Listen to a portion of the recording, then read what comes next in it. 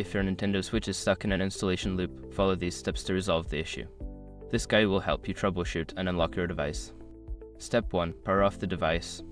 Hold down the power button for about 12 seconds until the console completely powers off. This can help reset any temporary glitches causing the installation loop. Step 2. Boot into recovery mode. Press and hold the volume up and volume down buttons, then press the power button. Keep holding the volume buttons until you see the recovery menu. This allows you to access troubleshooting options. Step 3. Select Initialize Console. Use the volume buttons to navigate to the Initialize Console option in the recovery menu. This will reset your console to factory settings, which can help eliminate the installation loop. Step 4. Confirm the reset. Follow the on-screen prompts to confirm that you want to initialize the console. Be aware that this will erase old data, so ensure you have backups if needed. Step 5. Reinstall updates. Once the console has been reset, connect to Wi-Fi and check for system updates.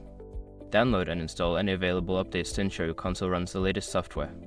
After completing these steps, your Nintendo Switch should be free from the installation loop. If the problem persists, consider reaching out to Nintendo support for further assistance.